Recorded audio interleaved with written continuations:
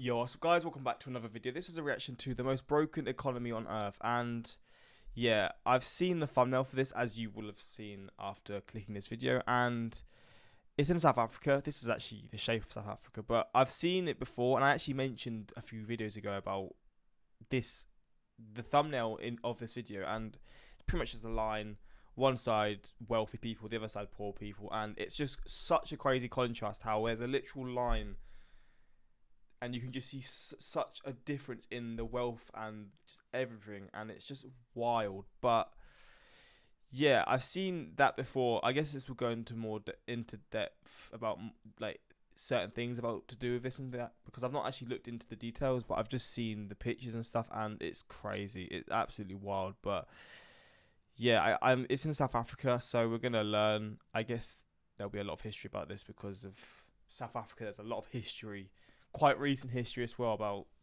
horrible things that have happened there, and I guess all of that would have possibly led to certain things that are like that have caused it to be the way that it is now. But yeah, we're gonna jump into this. Links are in the description to my Patreon if you want to see some more of my reactions to completely different things that I haven't posted on YouTube for whatever reason. I can't post a lot of the content because copyright or just certain things like movie reactions and series reactions you obviously can't post to YouTube. But yeah, there's many other things as well. If you want to see that, links are in the description. But let's check this out and see the details to do with this. Welcome to South Africa. Here it is in all its beauty and diversity. Wait, oh no! I dropped it. It's broken now. I mean, that's not too big of a surprise. It was always the most broken economy on Earth. What do you mean by broken? Well, just so no one gets mad at me in the comments, I mean broken by South Africa having the highest statistical inequality out of any country on Earth, at least according Really? to Gini's coefficient. It is so unequal that the richest 10% of South Africans own around 80 to 85% of the country's wealth, and that's generally not good for a country. But come on guys, the US also has a high inequality and it's still one of the richest countries on the planet. So let's zoom out to get a broader view of South Africa's overall economy. GDP stagnating since 2010. GDP per capita has fallen since then too. Hunger is rising. Inflation is actually fairly low, but we should expect that when unemployment is extremely high. And of course, the massive inequality does no justice. Over half of their exports are dirty materials. Well, not dirty, I mean, but from the dirt. Raw minerals and ores, which generally need highly expensive equipment, low-skilled labor, and are dependent on ore prices to sell. Places which are reliant on mining usually have high unemployment rates, like their neighbor Botswana, West Virginia usually, and Northern Canada, leading to a youth unemployment rate of 66%. Wait, that's 2/3 of all young people. What? That seems ridiculously high even for mining standards. There has to be some other reason, and there definitely is. South Africa is a dual economy. It's basically two different countries in one. Sounds great, right? Double the product and double the money, baby. Except not. One of their economies is quite rich, monopolizing in fact, owning pretty much all the mining, all the infrastructure, all the capital, and all the wealth. Okay, half of that was about the government and their corrupt state-owned enterprises, and the other half was about the urban rich white population. The other half, or about 80% of South Africa, is much poorer, struggling to access basic housing, water, electricity, education, and stable jobs. It's mainly... See, I always assumed South Africa was a lot better. Obviously, I've found out a lot more recently that it's not a lot better off than it obviously is. Like, there's a lot of things that happen in South Africa that I didn't realise, and I've learned, because one of my friends lived in South Africa for a few years, and he also told me about how, I don't know, it's just, there's a lot of things that happen there. Not the safest place to be, to say the least, but like, I didn't even realise there was all these slums in South Africa until a lot more recent, and it's just so fascinating, because I thought it was one of the more advanced countries in Africa, like the continent. So it's just, yeah, it's wild to really see how the sort of the 10% of rich people will give out this idea, but then you actually look at it and it's the complete opposite, and they just hold all the wealth, you know. mainly made of black South Africans who earn on average 3 times less than white South Africans. So Why is there an actual thing that they just pay people less depending on their ethnicity or their race? how did South Africa even get like this? And what is it doing to the Rainbow Nation?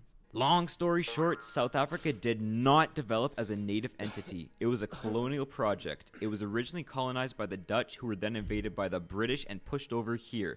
Then the British smelled diamonds and minerals and invaded again during the Boer War, all while the natives watched them fight over their land. This new South Africa under the British was usually accompanied by a power struggle between the Brits and Boers, but there was one thing they could agree on.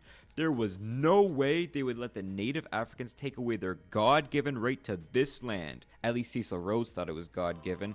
They enacted the Native Lands Act in 1913, which gave the Europeans around 92% of the land, despite only being a fifth of the population, to remove the competition around farming and create a pool of low-skilled, low-wage laborers. And in 1936, they reinforced this with another Land Act. But come on, guys, they had a little bit of heart in them. This time they went from giving the natives 7% of the land to now 13% of it.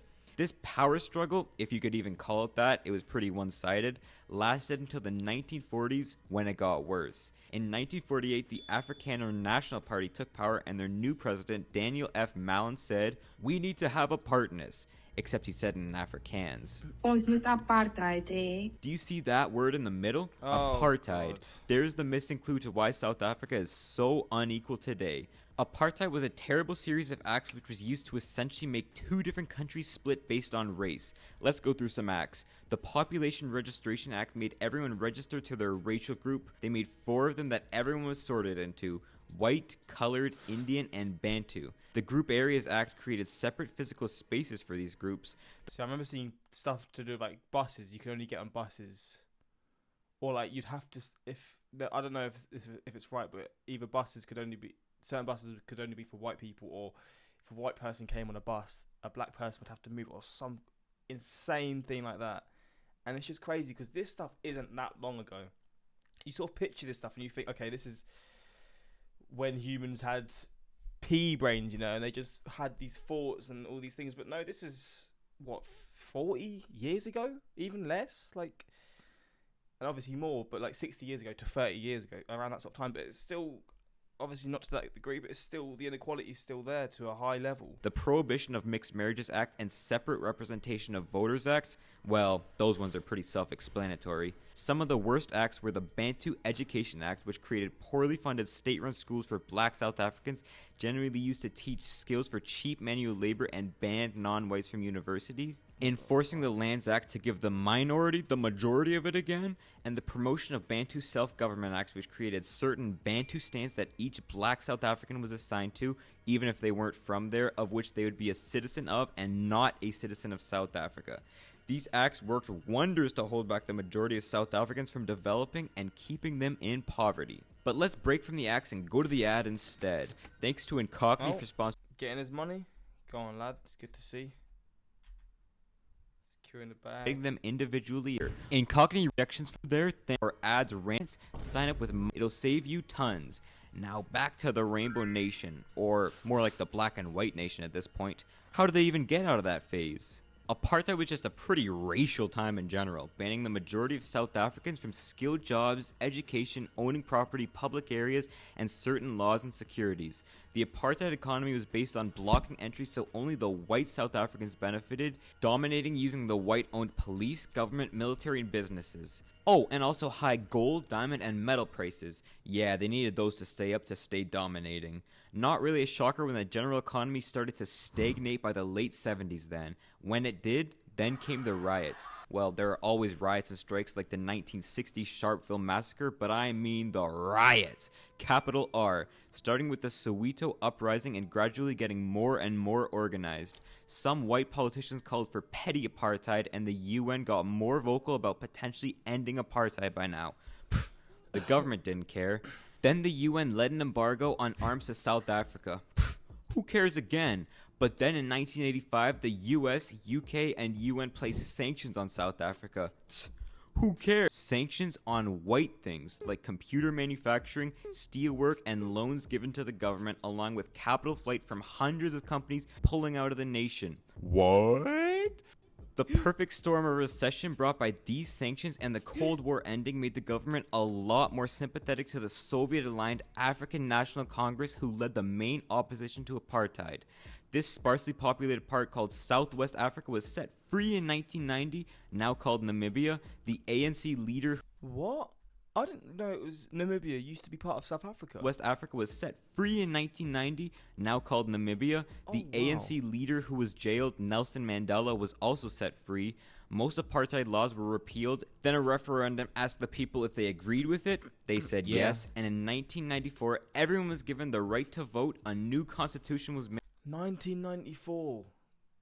That's what I was 7 years before I was born. That is not even long ago. Like, what? I mean, it is, but it's like it's not long ago in the grand scheme of things. And to allow everyone to vote, 1994.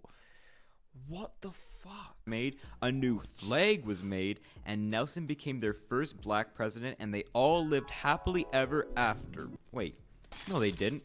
South Africa is still very much broken. If apartheid's goal was to create two different South African societies and economies, it definitely succeeded. But because it succeeded, the modern country has suffered immensely, and it means our story isn't quite over yet. Enough history. Let's talk about right now. Apartheid creating awful inequality is one part of the South African puzzle, but there's still another very important part we're missing. The ANC. Ever since their first win in 1994, they've won every single election since. Not just that, they've won a majority government and the majority of votes every single time in almost all provinces, although slowly are falling off recently. For 30 years, South Africa has essentially been a one-party state. But have they got complacent because of that? Likely. They have one major weakness, and it isn't just these fashionistas heckling them in parliament. Their weakness is corruption, at least tolerating corruption. Despite early attempts to institute anti-corruption measures by Mandela, Mbeki, and then by Ramaphosa, it has always perpetuated itself in South Africa, especially within the ANC SOEs, that's state-owned enterprises. Historically, these were government-run companies used to consolidate the white minority's power and wealth, and non-historically, they've done the exact same thing for the ANC elite. Whether they're mining or infrastructure, there's usually a healthy amount of corruption in them. You know, things like diverting the funds going to poor communities' water and electricity to their pockets, not... Do you know how actually fucked humans really are? Like, it's so scary how this is how humans really are. Deep down, this is what they are, what we are. That these sick things, you'd rather fill your pockets and allow a high, like, I don't know, the majority of the population to have these basic necessities. Like, it's just fucking horrible. Properly maintaining their sites, firing well-trained technical leaders and replacing them with an incompetent family or tribal member, most public and private companies taking bribes, and government officials stealing public funds meant to go to Nelson Mandela's funeral, man. His funeral! That's just disrespect. Then there's the face of corruption in South Africa, Jacob Zuma, president from 2009 to 2018 and inmate from 2021 to 2022, charged with receiving bribes for an arms deal and accused of state looting, profiteering from the wealthy Gupta family, and 18 other counts of corruption. So now, massive inequality and a generally corrupt ruling party has led to a whole plethora of issues. Let's go through some, shall we? Electricity. South Africa, once praised for being the most industrialized country in Africa, is struggling to keep its lights on. Guess who owns the one electricity company in the country? Yeah, it's the ANC. They call it Eskom. It's hindered by corruption, incompetent leaders not maintaining their plants, and lack of investment into new power plants has led to power demand far, far surpassing power supply. And now they have to run the grid at 50% capacity. For the average South African, that usually means... Oh my lord, the power's back, thank God. As I was saying, for South Africans, that means daily planned power outages, or load shedding as they say. It's not that bad, guys. It's usually around 2 hours a day, but in some parts they shut off the lights for 12 hours a day. I don't know how much mining or manufacturing or call centering or office computing you can do without electricity. So since their electricity per capita graph has stagnated since '07, so has their product per capita. Doesn't help that South Africa gets 70% of its power from coal, one of the least efficient and dirtiest ways to get it. But investment into some renewables, foreign investment, and some cities privatizing show signs of hope in like a decade when these new plants can actually be made. Infrastructure. Electricity isn't the only public works project failing. Everything else is too. We also got roads, rail, water, schools, hospitals, damn, even ports. I mean, their biggest export destination was Tambo Airport, not a much cheaper seaport. Their civil engineering organization even gave them the lowest infrastructure rating ever recorded in 2022, with hospitals, schools, paved roads, and water supplies at risk of failure, and railways, unpaved roads, and sanitation unfit for use. Buzzkills. Whether it affects their ability to import and export goods they need, or having constant halts on their rail lines, they just can't move their things about. And they can't move their water about either. About 25 to 30% of their entire water supply is lost from leaks in their pipes alone. Not even... What? Why wouldn't you want to fix that? Because you're just wasting so much stuff. And I know South Africa has a lot of droughts and stuff. And there was a point when there was a point in time recently when they were having to ration the water usage and stuff. So why wouldn't you fix these things? It doesn't make sense. This would be cost effective for you in the long run. I don't get it. Including the droughts they constantly face sitting in a fairly arid region. Many cities lack access to running water, usually having a communal tap. Actually, only around 45% of houses do have a tap. That is so wild. Imagine living somewhere, right? Oh, I've just muted the video. I keep pressing the wrong one. Imagine living somewhere, right, where you don't even have your own tap. You have to share a tap with hundreds of people. That is just like... I mean, it's the best they can do, so for them, I mean, what else can you do, right? But it's just like, what the fuck? How have you managed to get it to this point where the inequality is this bad, where you'll have the rich people in this country doing whatever they can, enjoying themselves, then people, the majority of the population will have to face issues like this. It's just not fucking it, man, honestly. They're usually having a communal tap. Actually, only around 45% of houses do have a tap. The average dam is only filled up around 15% of the way, and poor planning once limited Cape Townians to only 50 liters of water a day. What? They never hit their day zero, the day they would run out of water, but they got scarily close. Crime. Look how close that was. God damn.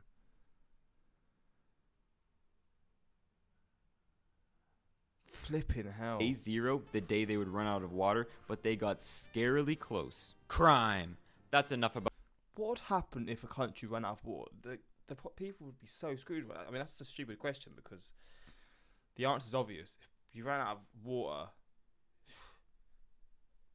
I just assume there'd be all-out chaos in the country if there isn't already. About corruption. Let's get back to this apartheid-driven inequality instead. From that, collapsing infrastructure, poverty, and chronic unemployment, there has been a steady rise in crime and violence in South Africa. Crime saw a 24% increase in 2022, the largest it has ever been. So let's get some sad stats out the way. South Africa has the third highest crime rate, top 10 homicide rate, number 1 burglary rate, and number 1 rate of rape, as Jacob Zuma can attest to. Yikes. Pretoria, Durban, and Johannesburg are all top 5 cities by crime rate. Three of the main cities in South Africa are in the top 8 most dangerous cities in the world. What? Recently, there has also been the lowest young voter sign-up and turnout in South African history, besides the whole ban from voting thing. Is this a sign that young people are no longer seeing democratic ways to fix their issues? All of these have led to widespread emigration, some riots, and a friend of mine actually telling me how it's funny that the Zulu and Xhosa might even go to war. It's the unfortunate human condition. Whenever times get tough, the guns come out. Just reminds me of those gangs that live next door to all of us. Segregation. See, this is the worst, isn't it? This is the stuff where it's like a literal line will define whether you have water or whether you have no water. To those levels, you know. Though segregation formally ended over 30 years ago, many cities in Look at this stuff, man. South Africa are still in effect segregated. Many of these are from huge... These are the sort of ones I'm thinking. You got all this space, you got all this green, you got all this stuff, and it's all cramped here. Like, it's crazy that it's literally like they're not even hiding it. They're literally next to each other. Influxes of mainly black people who were forced to live in Bantustans coming to the cities after apartheid. But they didn't have the resources to live in the urban centers or suburbs, being forced to live in the outskirts, often called shanty towns. These makeshift towns were not built with proper planning for water and electricity services in mind, many not even having access today. Oftentimes, business centers were also not even allowed to set up in the majority black areas, so poverty is endemic. Some of the more famous shanty towns like Soweto make up only around 10% of Johannesburg's total area but host nearly 40% of its population. Meanwhile, when we virtually drive in J-Town suburbs, we can see extravagant fenced housing with beautiful courtyards. Yes, these two are the same city. And out in the countryside, it's not much better. I mean, don't get me wrong, every city has inequality. Like London, you'll go somewhere and you'll be like, this does not feel like it's London in terms of it just looks like pure poverty. Like when I went about a year ago, we went somewhere and I was like, wow, this is crazy. We've just come on a tube 2 minutes before we were in I don't know, a very bougie looking place, and then 2 minutes on the tube and you're in somewhere like a completely different world. Like these are sort of situations in the world, but it seems like it's to the extreme here, to the ultimate extreme. Hopefully they don't go full Robert Mugabe, stealing land from farmers and destroying their food supply, killing the nation, because that's what happened to Zimbabwe. But before I end this video, since this one was so negative, let me say 3 nice things about South Africa. They have a beautiful landscape, they didn't have a race war to end apartheid, congrats, and they made Noel Diesel. Welcome to South Africa. Okay, well there we go. That is the most broken economy on earth. Though I haven't been back home for almost 10 years, the simple fact that we had to pay for a private security company to act as police in our neighbourhood sounds super dystopian to me. I mean, goddamn. Yeah, I mean, if you're from South Africa or you lived in South Africa before, maybe you have an idea about this, but I feel so bad for people having to deal with the stuff that's been caused by Europeans, you know? It's all stemmed from that, but hopefully it can get better in future. I mean, that's all you can really say, but god damn. And yeah, if you want to see more stuff like this, let me know in the comments. I'll be sure to do so, and until next time, peace.